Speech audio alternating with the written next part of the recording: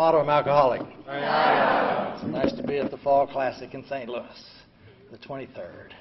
Appreciate y'all putting this together in time for me to get sober so I can be here 23 years later. And George, they got me a big old clock up here, buddy. I abused George and Beverly at a conference in Colorado a few years back, and I've tried to make amends for that, and I'll try to make a living amends tonight, George. It does take a lot of time to come and do these things, and I do travel a lot and spend a lot of time away from my family and weekends, 3-day weekends and stuff I don't get to spend at home. But there's nothing I'd rather be doing than being of service to you guys, because I know what an impact the speakers that I heard when I was early in my sobriety had on me. Paul O. literally changed my life in an hour. And if I can help anybody, well, I love to turn the tragedy that was my life into a tool and an asset. But the sacrifice I make is nothing compared to what George and his lovely wife do, because they drove here. They didn't fly, and they brought all their own equipment, which they paid for. And they're going to provide those tapes and CDs to you guys tonight as a service, even though you'll pay a very small fee for them. And it helps to spread the word. So I've got a clock here, George, and it says 9:30.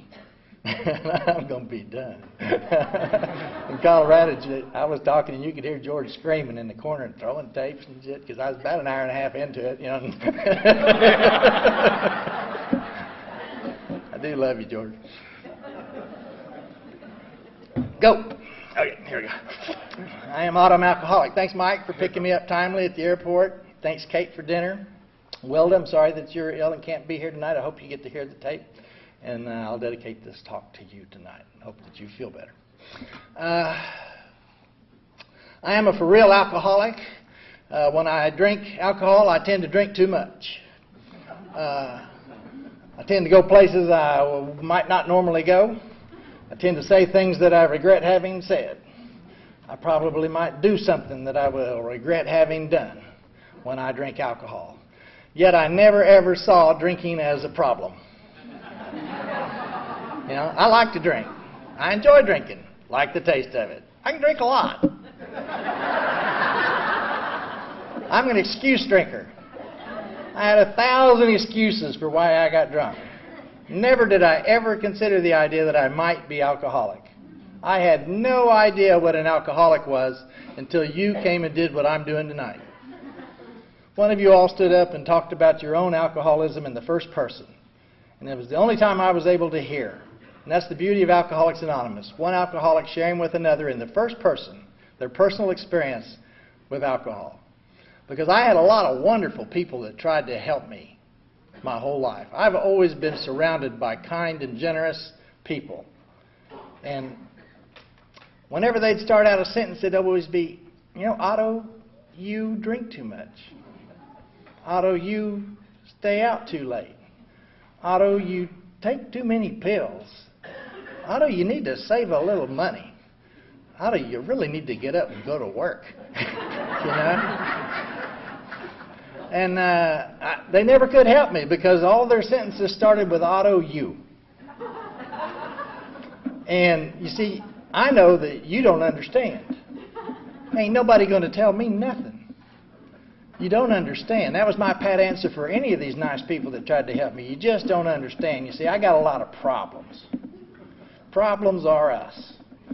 I got some serious problems. And if you had my problems, then you might have a drink too. Matter of fact, let me tell you about some of my problems. You'll probably buy me a drink, okay?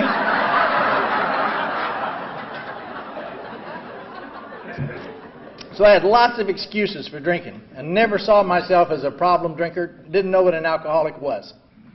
Never tried to quit drinking.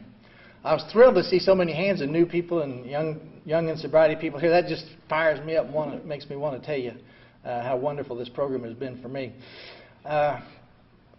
Never had a clue.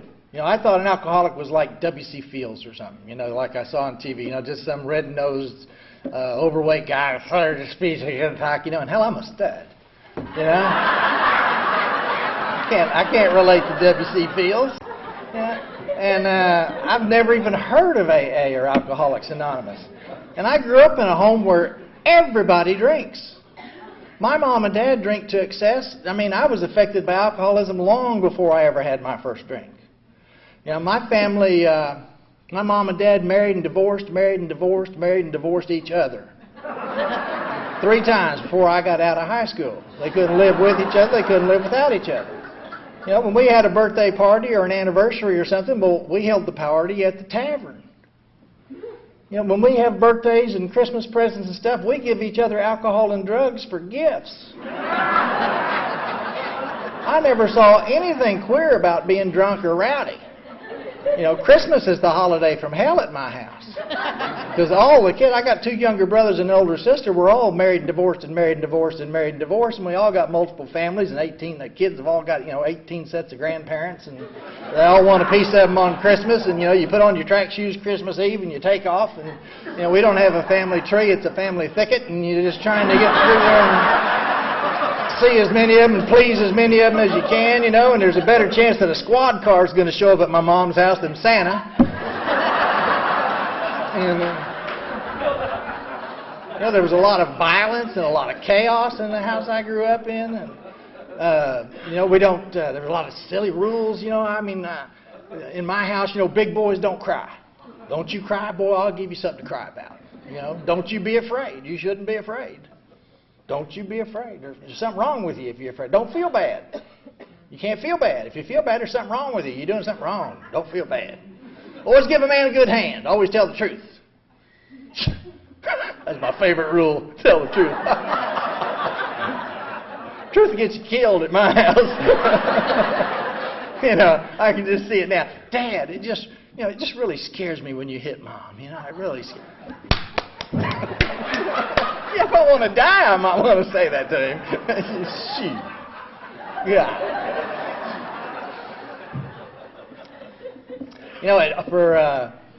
For Father's Day and stuff like that, Mom's Day, I have to send those generic cards. Do you ever go to the Hallmark section and you're looking for a card for your brother or your sister or your mom or your dad, and there are all these flowery cards, about what a wonderful dad, and you're my best friend, and thanks for always being there, and stuff. Well, I can't send that to my dad.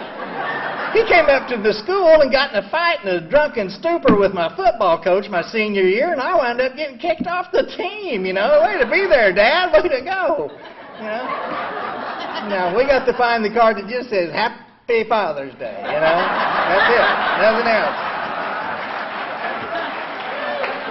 You know what? And I swore I wouldn't be like my dad, but I got a lot of those Happy Father's Day cards, Damn, that wasn't the plan. I could not wait to get out of that house. I couldn't wait to get away from the violence and the chaos and the sickness and I was so happy to get away. And I went off to Oklahoma State University. I'm the first member of my family on either side to ever graduate from high school. Neither of my parents graduated from high school. My older sister did not graduate from high school, and neither of my younger brothers graduated from high school. I'm the only member of my family of 6 to have his own teeth past 40.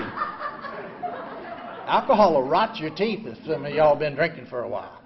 And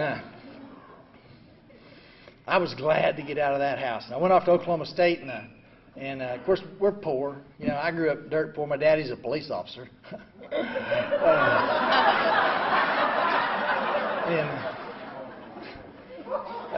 We really couldn't afford for me to go to school, and I was trying real hard to be good, but I spent way too much time drinking and playing and not enough time studying and going into class, and I didn't do very well in school, so I got drafted.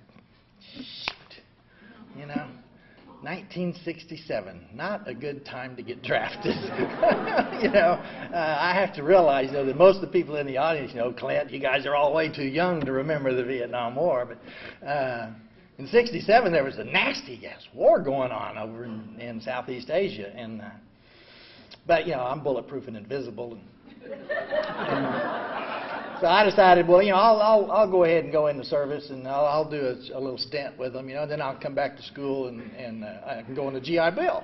Does that make sense? It made sense to me. I don't know about you guys, but my best thinking sucks. And, my best plans rarely work, but I've always got one, and this was the plan. And in high school, all this stuff's going on at my house, but at school you'd never know it because, see, I'm top team. I'm friendliest boy at school. I'm class president. I MC the pep rallies. I head up the paper drives. I play all the sports. I'm a stud. I want y'all to know that. I'm a stud, I am. And, so I go in the military, and I fully expect to be made a general's aide. Put me in charge of the motor pool. I love cars. Or, put me in charge of the NCO club. That place will rock, Yeah. That's not what they did, though. I don't know about you guys. I've never caught a break. I've just always been on the short end of the stick. And they gave me a rifle and declared me an infantryman. Whoa, wait a minute, I did everything I could do to avoid going to Vietnam as an infantryman. But the best I could do was get through Betty Crocker School, NCOCS, and I went to Vietnam as a buck sergeant. I thought it'd be better to go as a squad leader than just a little guy that had to follow the leader. I'd rather be the leader. More of my best thinking, it didn't work. They put me in a squad with 9 guys, and I'd take 3 guys, and we'd go off the fire base, and we'd go out for 3 days and 2 nights. And I'd come back, get 3 other guys, we'd go out for 3 days and 2 nights, come back. Then I'd get 3 other guys, we'd go out for 3 days and 2 nights, come back. Then I'd take all 9 of them, we'd go out for 3 days and 2 nights and come back. Then we'd go out on a platoon exercise, 3 days, 2 nights. Well, guess who's out there every damn night? Old Sarge here, And so every time something happens, I'm in it. And it didn't take me long to get hurt in Vietnam. Vietnam was a horrible experience. Wonderful excuse to drink. Y'all just don't understand how horrible, how terrible combat is. You don't know what it's like to see the horrors of war. They could not have prepared me. The day before I was wounded, we went in on a hot LZ. We knew the enemy was going to be there. We went in with just weapons and water. We didn't even take rucks or food or anything with us because we knew we were going to be in for a fight. And they kicked our butts. And there weren't very many of us that got in on the ground. We went in on a jungle mountain, and they'd just blown the LZ, and it was too small, and we couldn't get enough guys in there fast enough, and the rockets were coming out of the trees and blowing those helicopters up, and they're down, and the LZ's on fire. And we can't get any help in, and the CO radios down to me, and he says, Otto, we're going to drop some firefighting equipment to you. We're going to drop some plastic explosives in there for you, man. We need you to blow down some of those trees and make that landing zone bigger and put some of that fire out. You guys need some help. And I'm going, I know. And I'm watching him as he comes hovering over the LZ to drop that stuff to us. And here come another rocket. Pop. Here goes his helicopter, wobbles and falls into the fire. And me and a kid named Henderson ran out onto that LZ and started getting those guys out of that helicopter, and one of them had been blown out the door. We went into the tree line and found him, and he's a mess. He's got no legs. He was sitting on that transmission, and when it blew up, it come right out and just took his legs off. He's got no face. His arm's mangled. He's a mess, but he's still alive. And we used our bootlaces to put tourniquets high on his thighs to try to stop the bleeding. We put pressure all over him, trying to keep him from bleeding to death, trying to stop the bleeding from his face and his head without suffocating him, trying to keep him from crying so that he wouldn't draw fire, so the enemy wouldn't hear him. And the medic finally came and took over. And I never knew who that kid was, and I never saw him again, except at night when I'd lay down to go to sleep. See, and you guys don't understand. You don't understand. I have difficulty getting to sleep at night. When I try to lay down to sleep, I see my dad hitting my mom. When I try to lay down to sleep, I see my buddies in Vietnam. You don't understand. I always had a lot of, golly, anybody going to buy me a drink yet? Anybody play the harmonica? I'd love you to come up here and just do a little Nobody Knows the Trouble I've Seen in the background. Just kind of soft, it'd be cool.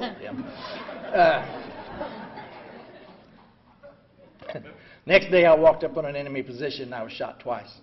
If you've ever heard the expression, we're going to blow your ass off. That's what happened. One bullet went right through my left ankle. The other one went right through my left hip. Blew my gluteus maximus off. And separated my femur from my pelvis and shattered my pelvis. They dusted me off, sent me to a hospital in Yokota, Japan. I was there 7 weeks, and I went to a hospital in California and a hospital in Texas. And I finally wound up back at Reynolds Army Hospital, Fort Sill, Oklahoma, so I could be close to my family. I want to get that support, Don't you cry. Spent 9 months in a cast from my chest down. Had a gross staph infection. Would not heal. Would not heal. They just kept cutting pieces of me off. They put big old screws in my hip that just shoved my leg up into my pelvis. Put these huge screws going every which direction, trying to get it to grow together solid. No hip joint, just grow together solid. They fused my ankle solid. When I turned 21, I'd been in the hospital 4 months. When I turned 22, I was still there. It would not heal. I had pus draining out of my left buttocks for 7 years. I lived with chronic pain every day. You see, that hip never fused. But it was just bone on bone, about 5 degrees of motion. Just enough to hurt like hell. And I'm an angry veteran. You know, and I'm in a lot of pain. Don't begrudge me my drink. I can't get to sleep at night. Pills I take are prescribed. Most of them.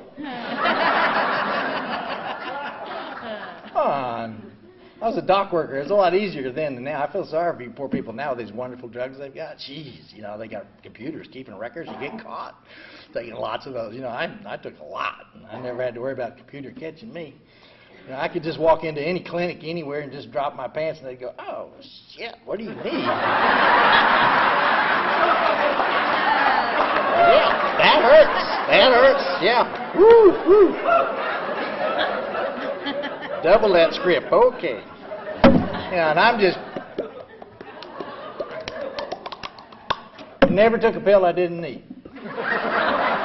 Or I was going to need it pretty soon, you know. I'm not into martyrdom. You know, I really got tired of waiting for the pain, you know, and then you take the pill and then you got to wait a half hour for it to give you a little relief. Now, let's cut to the chase. Okay, listen, I'm not into pain. So I'm drinking and I'm doing drugs and I don't have a clue that I've got any problems other than you. You and the VA and my ex-wives and my kids and the creditors and the judicial system. And, nobody understands. You know, my life's hard. God, it's hard. I don't know how I'd do it without pain pills and without a little drink to knock the edge off at night. I mean, you talk about sleeping on the grass. You know, I'm one of the guys. You ever have to throw your leg off the side of the bed to get the room to stop going? You know, just please stop. And really, I mean, I need some sleep because I got to get up and go to work tomorrow. I haven't been in a few days. You know, and I'm married and divorced. Now, I mean, I end up unemployed and unemployable. You know, I got that college degree and went and got a good job. And I've always been, it seems like, you know, I'm an overachiever and a perfectionist. I thought those were my attributes when I got here, you know. And didn't know that was killing me. But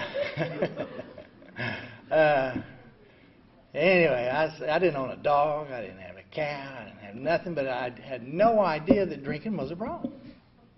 I never tried to quit. Quitting was not. I mean, what a ridiculous concept. Quit drinking. What would life? You know, if I would just live a life that's like fingernails on a chalkboard if I quit drinking. You know, I mean, come on. What do you want? You having a nice day, Otto?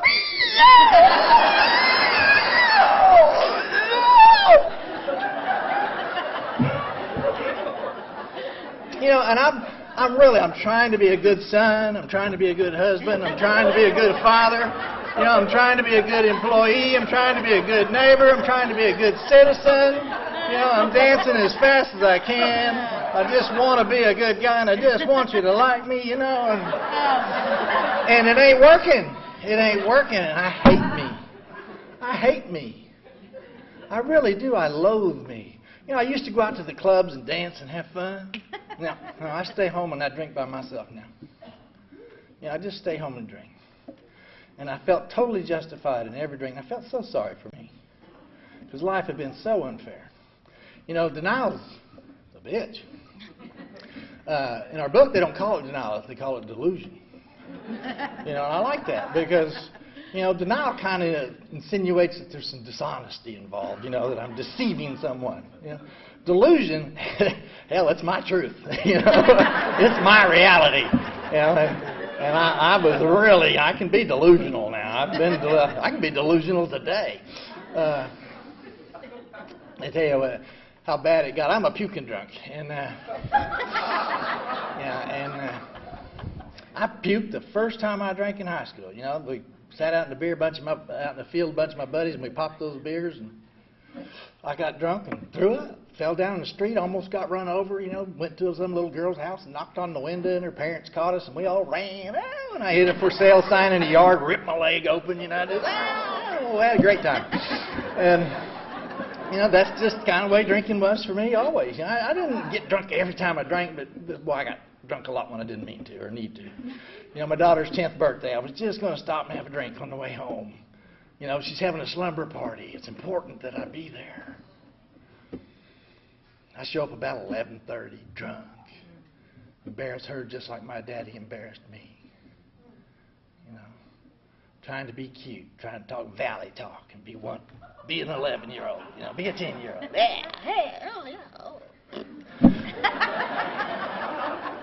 Shameful. Never had a clue of the damage I was doing. Never had a clue.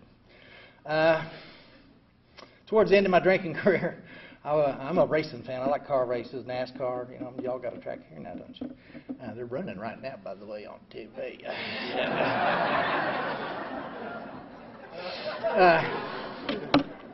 I went to Florida to Daytona 500 and Speed Weeks. I go down there a lot, and I'm at the car races. And, I don't have any friends anymore. I'm pretty much running solo, and I drove down there and hooked up with some good old boys. You know, I'm real sociable, so I can meet up with some good old boys. You know, they're the guys carrying the big cooler up into the grandstand. You know, yeah. I never hook up with the family, with the kids, and the little Playmate coolers. You know, it's always the guys with the big. Yeah, we're going to drink some serious beer drink.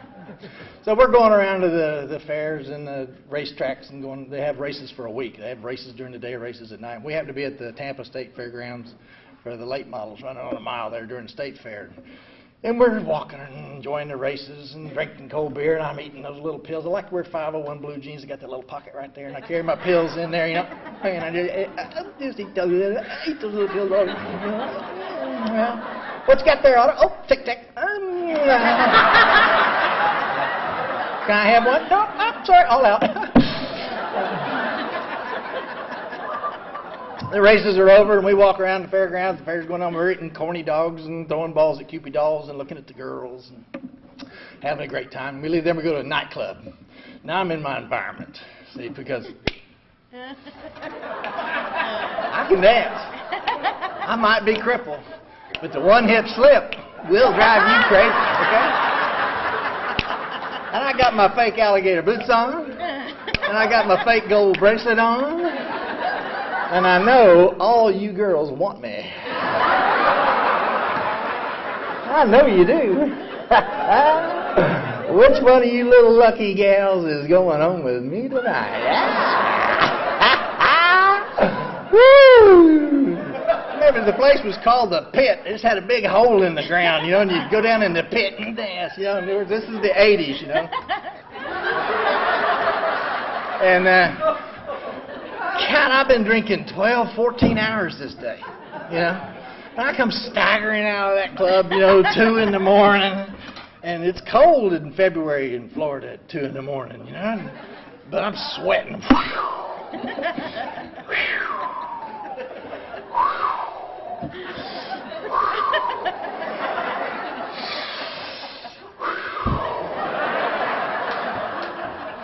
I'm holding on to the car in the parking lot so I don't fall down.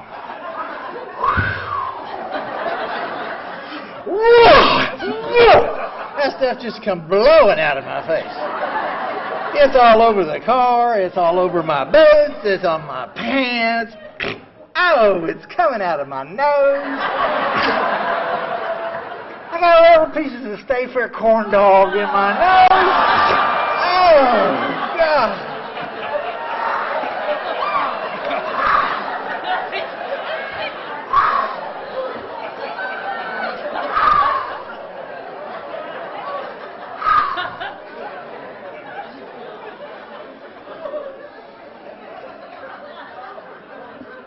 go back in the club, get me another drink. Tell that little girl,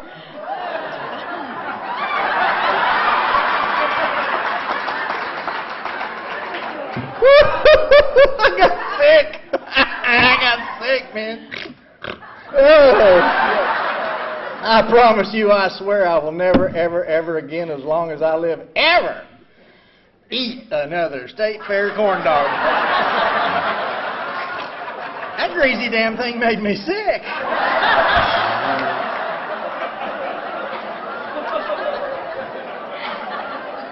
And that was my truth. You see, I like to drink, and I drink just fine, thank you. I enjoy drinking. That damn corn dog, there's always something. You know, I haven't had enough sleep, I'm tired, I'm overstressed, you know, so there's always something. It was never the drugs and the alcohol. I never had a clue. A wonderful doctor at the Veterans Administration, I'd been to a lot of doctors for help. You know, I mean, I married 2 perfectly good wives. You know, 2 perfectly good gals, but they can't read my mind. And they don't know what I want. I ain't going to tell them. So we don't get along. And been to marriage counselors, and, you know, I've been to biofeedback therapy and pain management classes, and I go to PTSD counseling, and, you know, I go to counseling, or, you know, I'm just counseling with everybody, you know, and I love the counselors. They give me pills, you know, you give me this pill or that pill, you know, and I take this pill, and whoa, my hair stands up. Whoa, okay, take that one. No, you know, they give me another one. Whoa, can't wake up. No, let's give me something else, you know. Finally got on Valium. God, I love Valium. You know, Valium, woo, home run Valium. Nothing would bother me. I can remember being in a fight with my second wife. She's just mad. She's just going crazy. Now I'm going, look at you.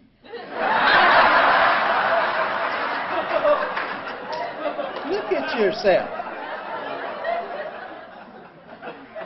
And I'm so cool. I got it all together. You know, I'm floating in and out of rooms, but I got it all together. Anyway, this one doctor, he properly diagnosed me. And he gave me a battery of tests. I took this battery of tests, ABC, yes, sometimes, no time, never. And came back the next day, and he says, Otto, you're angry. I said, no, shit, I could have told you that without the test. He says, you got a problem with alcohol and drugs. No. I got problems with drugs and alcohol. Did I tell you my brother hung himself? I got problems. Did I tell you my other little brother's in prison? Did I tell you that? Yeah, you don't understand.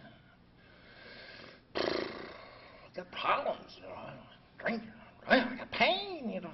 Well, if you don't go get help, if you don't quit drinking and drugging, you can't hear me and I can't help you. And if you can't hear me and I can't help you, I'm not going to let you waste my time. You ever get indignant? I'm a disabled veteran. This veterans counselor, you have to counsel me. No, we don't. No, we don't. He doesn't. So, shoot, golly, okay. You know, I thought maybe I had a problem with Valium. There was a lot of stuff on television back in the 80s about, you know, Valium is being overprescribed. And it's highly addictive. And, you know, I think I might be addicted to Valium. Because I'm always out of Valium. And man, when I run out of Valium, I can't swallow water, you know. So, okay, I'll go to treatment. I'll get off the Valium and get on something else. That's the plan. So I entered the care unit at St. Anthony's Hospital in Oklahoma City, July 1st, 1985. And they gave me a medical detox for 10 days, and I needed it. I needed a medical detox. I very much did. But the real gift that I got there is while I was in those classes, you know, and they were teaching me that alcoholism's a disease and that I'm sick, I'm not bad, and I need to learn how to feel. You know, Otto, you only know 2 feelings, happy and pissed. You know, there's a whole range of emotions out there for you to try to learn to experience, you know. And But the real gift was you guys came up and did what I'm doing tonight. And when you guys would come up and talk, you were the only ones that I couldn't say, you don't understand. Because, see, you all told my secrets. You all told my truths. You all talked about, I don't know that I said some of the things you all said. Now, I'm not one to put myself in anything that's not a favorable light, I kind of like to look good, And you guys are telling some aspersions on yourself, Wow, you did that? Oh, I don't think I'd have told anybody. But what happened was, in you, I found myself. In you, I found myself. I could hear you. You didn't say Otto, you. You said Otto, I. And when you said Otto, I, and you told me about yourself, it gave me permission to listen. And as I listened, I found out that we had a lot in common. And I was 37, and it was a 73-year-old black man that knocked down the wall for me. Because he came in and he told his story, and you wouldn't think we had a lot in common, but we drank a lot alike. And the thing that always kept me apart from anybody that ever tried to help me was my disability, my chronic pain. I walked with a horrible limp. I can't sit in a chair. I can't sit down in a chair. I can't ride in the back seat of a car. I can't bend. I haven't touched my left foot in 28 years. I haven't touched my left foot since 1968. I'm just straight up and down. I have custom furniture in my home. I sit on bar stools. My toilet's like this high, so I got a chance at hitting a hole. Things come out sideways and stuff. You don't understand. See, I told you. Anyway, this guy had tried to kill himself. And his life's as unmanageable as mine. And his best plans don't work either. His best thinking sucks, just like mine. He tried to asphyxiate himself by turning on the stove. And all he did was he managed to blow up his house. And burned himself horribly. He had no fingers. He just had stubs where his fingers had been burned off. And he was black. He was a black man, but he was pink and white, where his skin had all been burned away. And yet, so I couldn't say to him, you don't know what it's like to be in that much pain. You don't know what it's like to be this different. He knew and could describe with the words that I didn't even possess in my vocabulary the life experience that I was having. And the difference was I could tell that he was doing pretty good with it. You know what? He was happy. He wasn't drinking, he wasn't drugging, and he was enjoying himself. He laughed a lot. He was the damnedest thing I ever saw.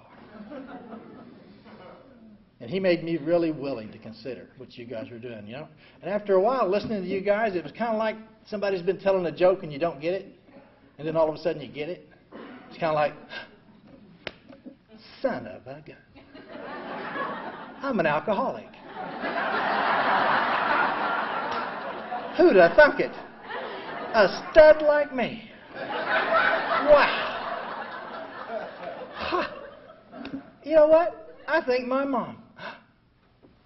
I think my dad. I think my brother. Mom, Dad, we're all alcoholics. Come on, there's help. They weren't excited. They didn't take to it like I did. Anyway, for me, it was good news. I did. I'm like 10 days into treatment, and I'm excited. Because I have tried to change everything I know to change in my life.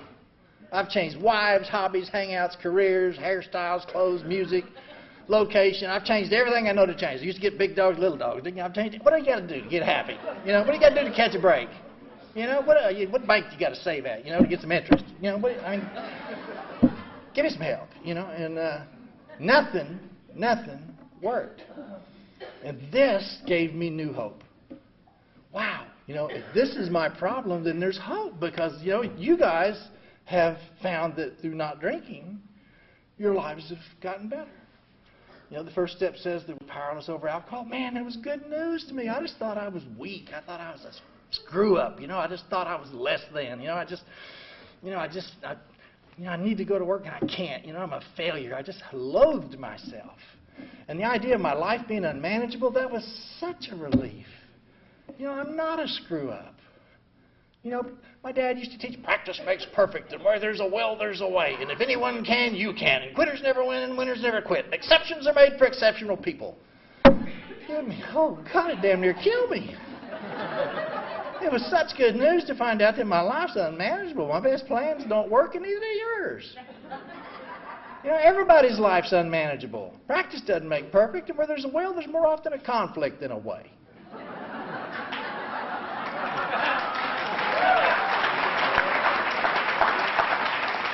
Good news for me. You know, the lion that can't catch the little deer and goes hungry, his life's unmanageable.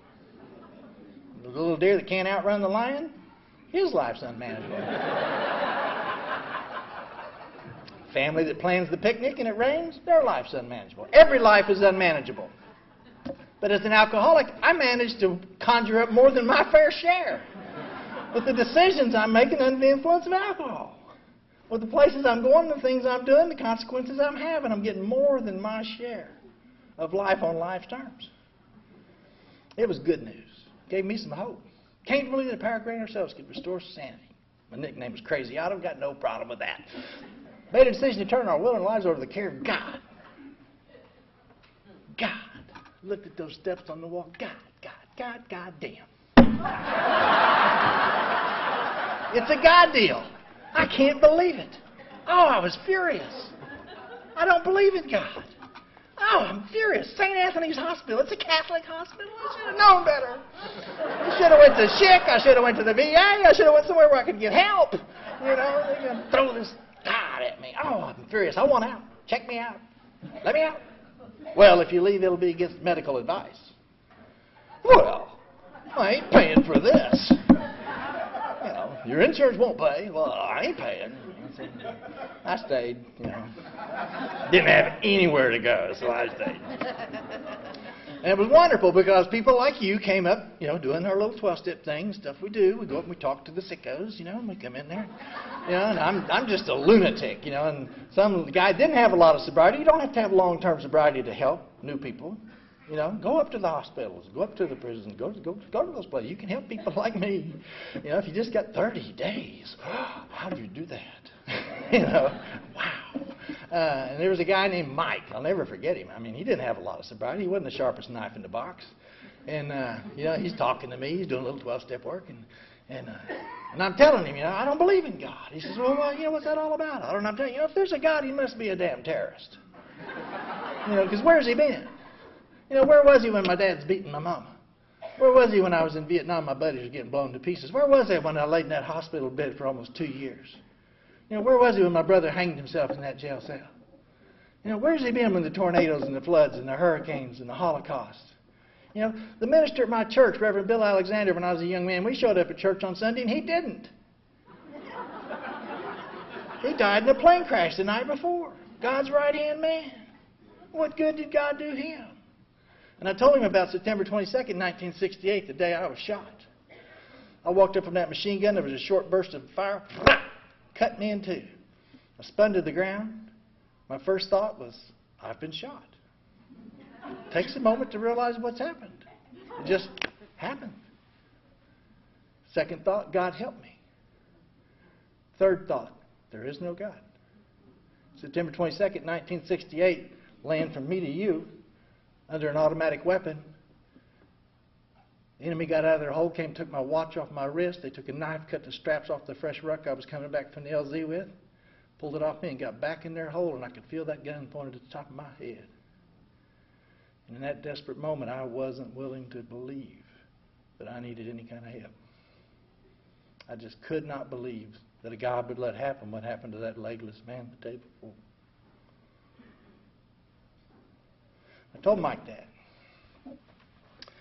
In all his wisdom and all his long-term sobriety, Mike says, well, Otto, you know, you don't have to believe in the God you gave up on in Vietnam. And with those words, a gift from him to me, he let me out of that corner I had myself painted into. He gave me the opportunity to look again. He asked me, he says, Otto, what would God have to be for you to take a chance and try and turn your will and your life over to his care, not control? To let him care for you. You get to keep control. That was important for me. I don't like to give up control. I didn't even like being in that treatment center. They wouldn't let me watch what I want to watch on TV, and I'm pissed all the time. So I thought this was really kind of a ridiculous proposal. I always thought I was supposed to figure out what God wanted me to be, what do I have to do to please you? What do I have to do to win grace? What do I have to do to earn my way in? What do I got to do? How good can I be? And Mike says, no. What would God have to be for you to hook up with him? What is he got to be for you to take a chance and try? And just turn your willing life over to his care. Let him care for you, and you keep control. So I did a little writing, and I came up with a real simple God concept. And I came up with, if God's all-powerful, he's omnipotent, with all his power, all he wants is for me to stay sober, because I believe I need to stay sober, and like it. There's the hook, I'll quit drinking, stay sober. He'll keep me sober and have me like it. Then I'd be willing to try, not saying that I can, turn my will and my life over to his care. I keep control. And I fully expected Mike to say, oh, no. No Disneyland gods. Come on, buddy, pick a team. What are you going to be? Hindu, Muslim, Buddhist, Christian? Come on, pick a team. You want to get you a yellow robe, go to the airport, we'll give you a ponytail? Come on, what team you want to be on? But that's not what he said. He said, okay, that's your God. You pray to that God. Now, I did not believe for a minute that it would work. Not for one.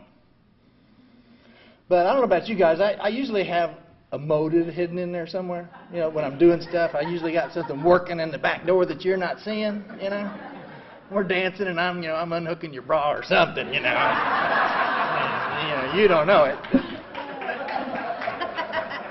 Anyway, I figure, okay, I'm going to do everything you guys tell me to do. I'm going to do everything they've said at this hospital for me to do. And I'm going to document it. Because when I get drunk, I'm suing AA. I'm going to own all this. It's going to be mine. I might be drunk, but I am going to be a rich drunk, and I think that'll be okay. And so, you know what? I'd go to my meetings every day, and I'd document in my little calendar, I've been to a meeting today. And I'd call my sponsor, and I'd write down, call Johnny, 1 o'clock.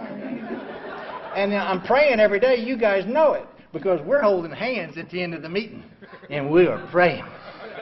So I am praying. I'm going to meetings. I'm calling my sponsor. The biggest problem was I was functionally illiterate. Could not read a book. Got to read the book. That's one of the deals. Okay. Well, I got the guys I was in treatment with to come to my house every day.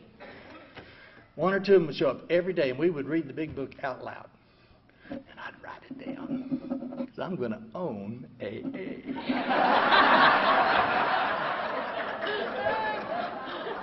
And you know what? In spite of my motives, 30 days, 60 days, 90 days, 120 days went by, and I haven't had a drink. And you guys are treating me awful kind. You're being awful good to me. You're inviting me out to dinner. You're taking me to the movies. You let me hang out with you. You let me go play even when I'm not very playful. I'm kind of a scary guy.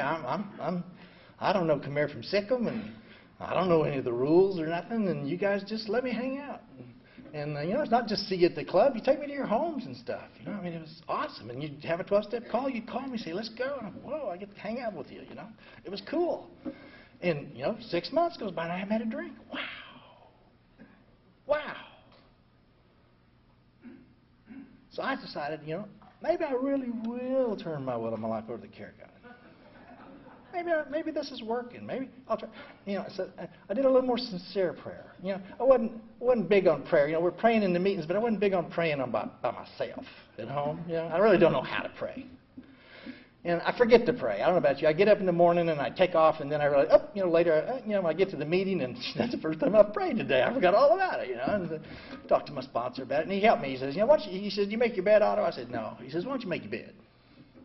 He says, make your bed. If the bed's not made, you haven't prayed. Make your bed. As soon as you make it, smooth it off, get down the end of it, pray. Ask God to keep you sober one more day. So I got in the habit of making my bed every day. I liked having my bed made. I walk by the bedroom, it looks nice. Well, I like me a little better for having a bed that's made. I started to like myself a little bit. Just doing those simple things. And I walk around through my day and I'm watching for God. I'm waiting to see what he's going to do.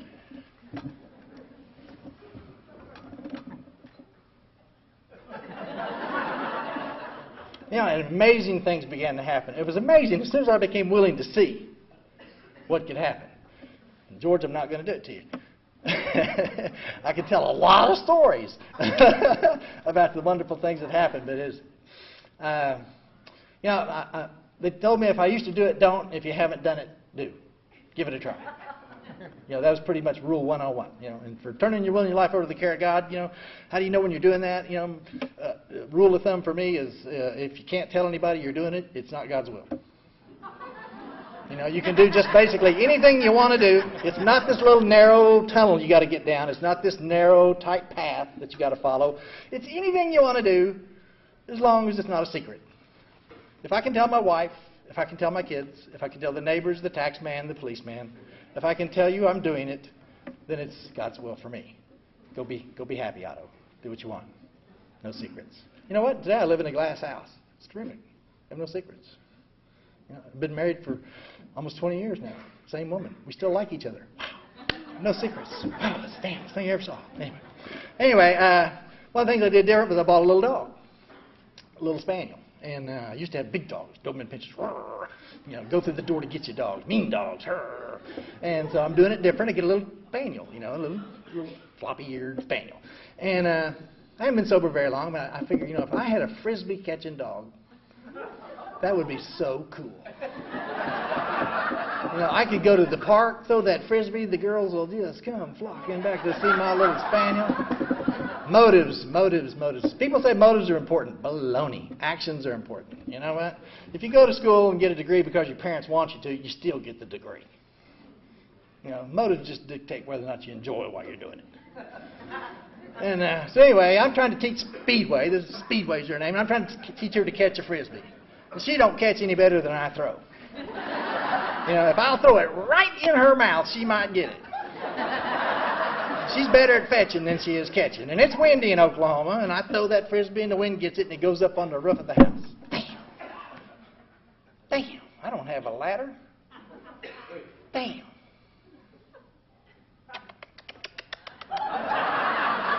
My best thinking, put her paws on the roof, put my hand on her butt, pushed it up. Go get it, girl, go get it. Go get it. Now, I haven't given a thought to how I'm going to get her down. It's not totally insane. It's a low roof, okay? But what happens is she gets scared. And she don't go to get it. She pees. Oh! Just all over me. All over me. When I put her down on the ground, I start to laugh at myself. I can't believe I was going to do something so stupid. Johnny, you're not going to believe what just happened. God made the dog pee on my head so I wouldn't put her on the roof. He says, Otto, I don't know if God did that or not. I guess he could. Why don't you get to a meeting and tell everybody, though? I can't wait to get there and tell you all what God's doing for me. And I'm sharing that story, and I put her up on her, and she pees all over me, and I put her down on the ground, and I start to laugh at myself. And then I hear myself say something I didn't know I was going to say. My old behavior would have been to kill that damn dog. Oh, that rolled over me and pushed me back in my seat. That was not a figure of speech. That was the truth. The day before, I'd had that dog down in a chokehold, hitting it with my fists. The neighbor woman stood at the end of my driveway and told me to leave that little dog alone. I told her to mind her own damn business. And that day, I was changed. God never puts up a Post-it note and says, Otto, here comes some change. Get ready. Take an extra pair of underwear today, Otto. You're going to shit yourself. Because this is amazing. This is going to be amazing.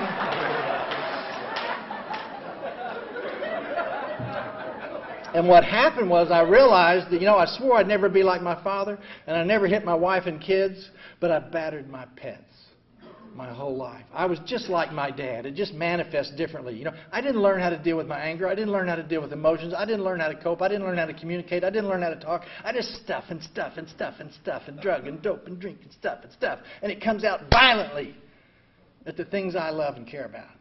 And I battered my pets. Now, I'm not proud of that. But I'm damn glad to know it. And I'm damn glad to be free of it.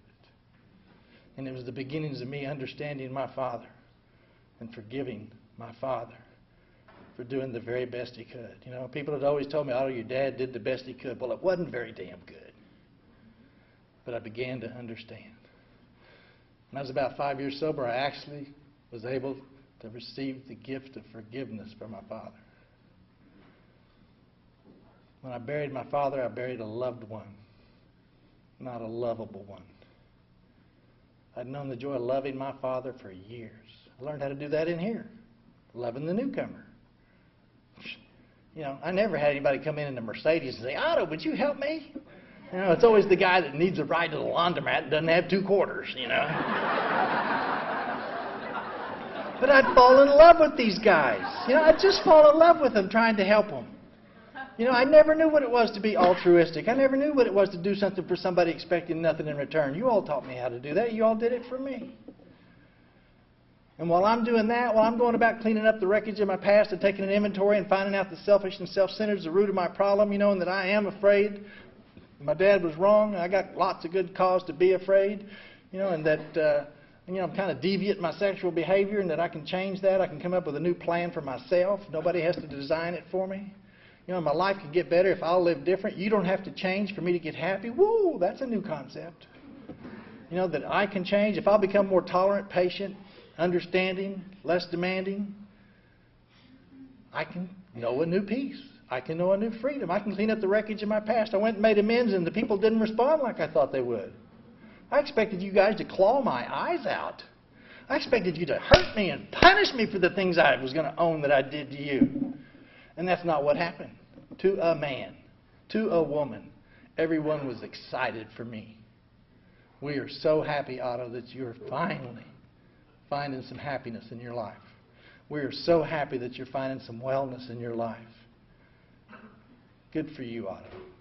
And all my fears were cast away. My idea of my fellow was completely changed. You know, most of the worst things that ever happened to me in my life never happened. They're just in my mind.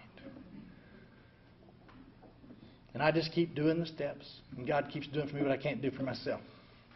I was about 3 years sober. My first wife comes to me. She says, "You're doing so good. You take the little bitch before I kill her."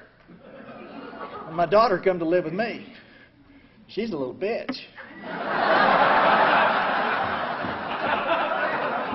And she's coming from, you know, the Guess purses and the Dooney Burke purses and the Guess jeans and the hot tubs and the big house up north, you know, and I'm living in a little inner city house with no furniture, you know. And she's not happy to be there. They had to cut the canopy off her bed to get it in this little room I had for her. Oh, God, she was not happy to be there. And, you know, I told her, I said, "Holly, I don't know how this is going to work, sweetheart. I'm just going to love you no matter what. You know, I'm just going to love you the way we love each other in AA. You know, and I believe that God loves us because He's God, not because we're good. And I'm just going to love you because I'm your dad." She was not impressed.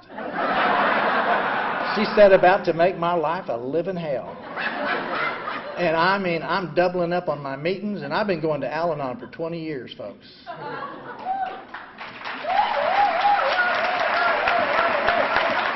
If you've been sober a while and you're not liking it, and if you've been sober a while and you're having trouble having a long-term relationship, come on over.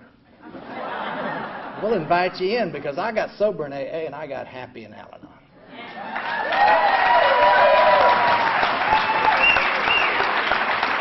Because I did not know how to have a healthy relationship.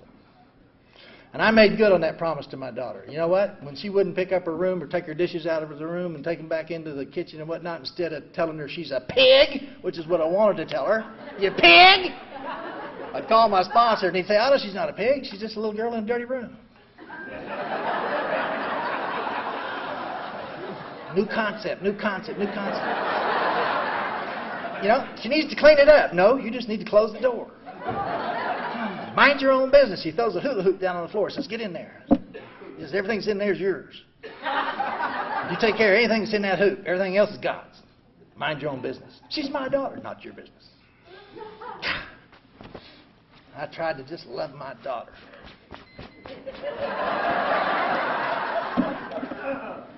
She's been with me a couple of years, and we're doing good. We're doing better. She turned 16. I bought her a little car. You know, just a little car, a little crap car. You know, she's a crap driver. She can't see. You know, she's a curb banger. And I'm tired of driving her all over town. My motives are selfish. You know, I don't want her to have her own car, so I don't have to tote her everywhere. And so I bought her this little crap car, this little Prelude, you know, so you push on the gas, it just makes more noise. It doesn't go faster or anything. She can't get hurt in it, I figure. And one night she comes to me, she says, Dad, can Kristen and I take your car? And I had this really cool little convertible, you know, that I just had restored and painted and new convertible top, kicker stereos, and it, cool wheels, you know.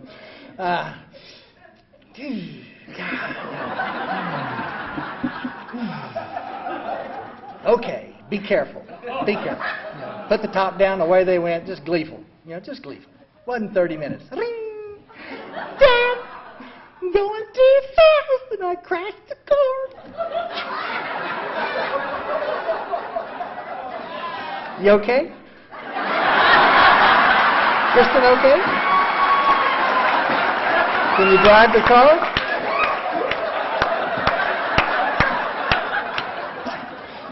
Where you at? Where they're not supposed to be. Stay right there. I'll be right there. I'll be right there. Stay right there. All bets are off. This little bitch is dead. Anything but my car, man. Not my car. And I'm on my way out to get her in that little Prelude.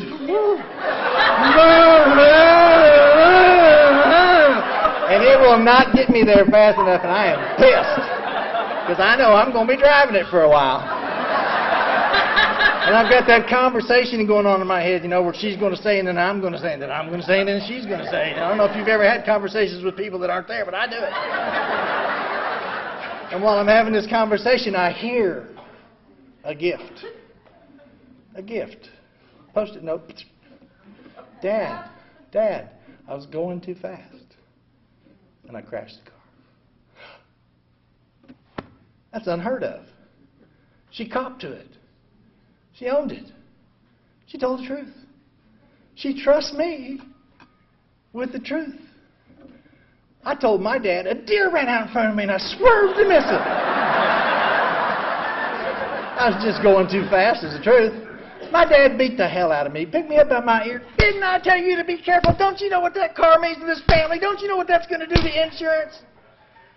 Beat me damn near to death.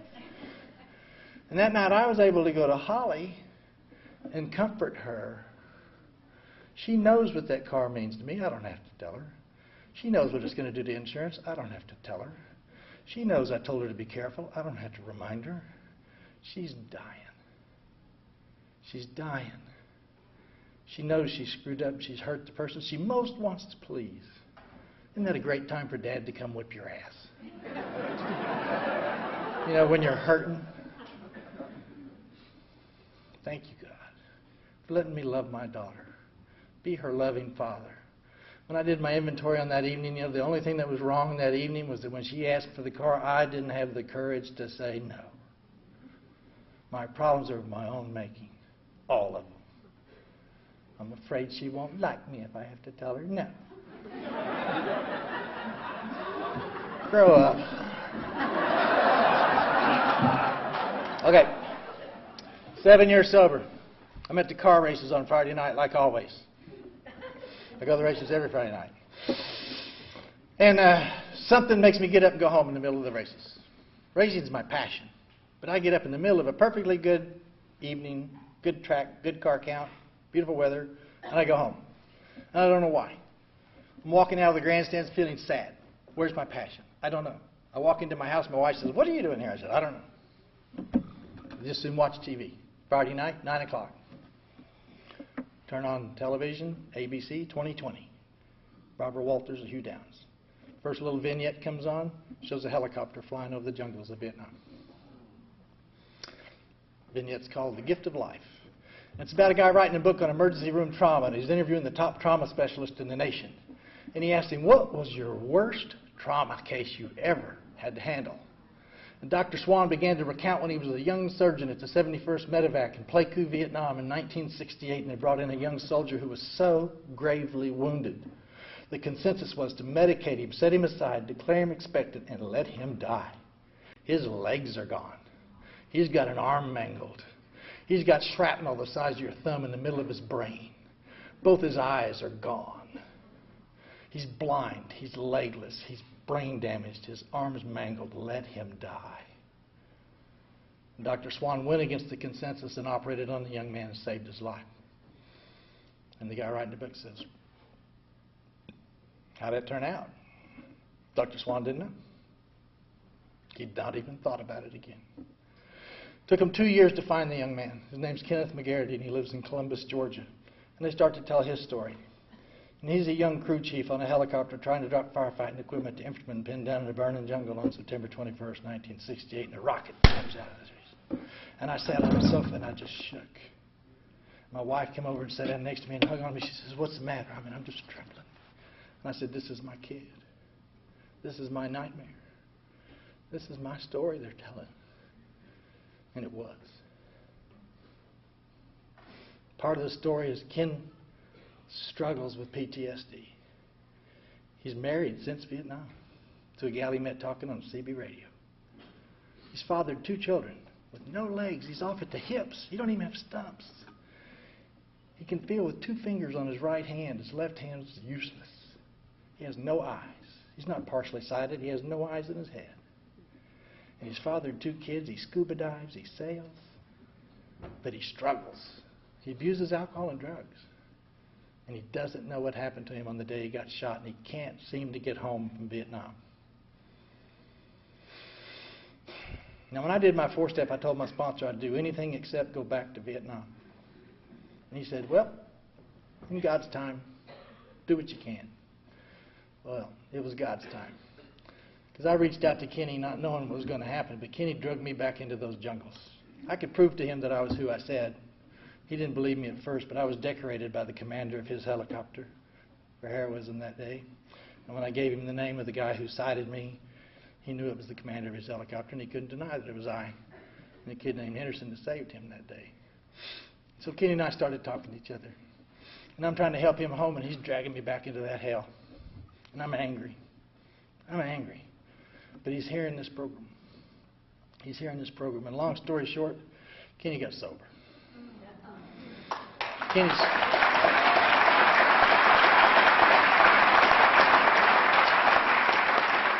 Kenny's sober 14 years now in Columbus, Georgia. He doesn't go to meetings. It's very hard for him to get around. His life is very difficult. But when he's at the hospital at Fort Benning, I was talking to him the other day, and he says, well, he's at the hospital at Fort Benning, he says, Otto, I go visit the soldiers coming back from Iraq. And I tell him it's okay that they're all blown up. He says, I carry a message of hope. I'm a messenger of hope. You taught me that.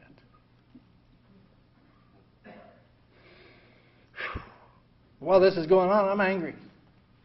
Not about you, but I got to make sense of things. And so I'm trying to figure out why I'm so angry. You know, he's taking me back to hell. But, I decided, okay, I'm angry because this son of a bitch has yet to tell me thank you for saving his life. That made sense to me. And every time I hang up on the phone, no thank you, you know. I'm waiting. It's becoming an issue. You know, this guy owes me a debt of thanks. It was no small feat what I did that day. You know, and I've lived with these nightmare images of him all these years. I don't think a thank you is too damn much to ask for. So he asked me to send him some stuff, and I put a cover letter with it. And then, like he's going to read it. I put a cover letter with it. Teresa will read it to him, his wife, okay? And in the cover letter I wrote, Kenny, I got a resentment. You've never told me thank you for saving your life.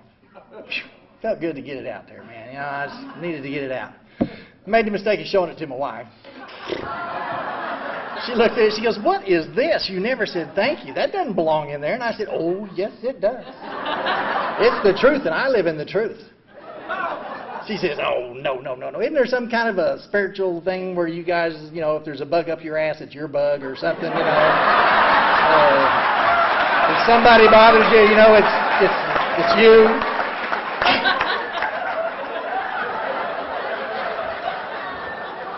Damn, she's right. Went back to my little word processor. I'm just going to edit it out. I don't want to rewrite the whole damn letter. I'm just trying to make it make sense, you know, so I can just mail it. And what comes out? Post-it note. Kenny, I've never said thank you. For all those years, I'd never seen anything but me running into a burning jungle to help Kenny. Truth, I'm trapped in a burning jungle. Kenny's safe in a helicopter. Kenny flies into harm's way trying to help me. When that rocket hit that helicopter, he gave his sight, he gave his legs, and he entered into that darkness and that disability for me. No one had ever told him, thank you, Kenny. Thank you for your sacrifice. And it healed me. Selfish, self-centered, that is the root of my problem. I self-manifest in 1,000 ways. God is in his heaven and all is right on earth. Get in harmony with God's reality, Otto. Be open to some new thoughts, new ideas. Everything you see is not real. Everything you feel is not real. Everything you think is not true. Open yourself to God. I'm happier, healthier, more whole physically, emotionally, socially, legally, financially, maritally, parentally than I've ever been in my life. They told me if I could ever go 10 years without infection, I'd be a candidate for an artificial hip. I couldn't go 2. 10 years sober, I'm 10 years without infection. Go figure.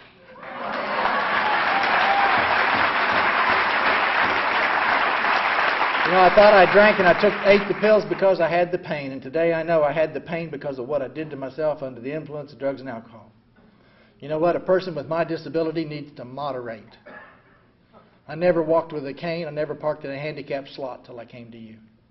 You know, when I knew I couldn't medicate myself, when I couldn't drug myself up, I stopped abusing myself. And when I stopped abusing myself, I healed. And today I got a wonderful hip. I can sit in a chair just like you. I can put my elbows on my knees. I can sit on a regular toilet. I can cut my own toenails. Don't tell my wife. I like it better when she does it. But the best part is I'm pain-free. Pain-free. There is nothing too great for God to resolve. Whatever problem you bring, whatever difficulties, whatever your struggles, whatever brought you here, there's a lot more going on than just not drinking and not drugging. There's happiness, true peace, living in the promises of Alcoholics Anonymous. Thanks for letting me come and share with you.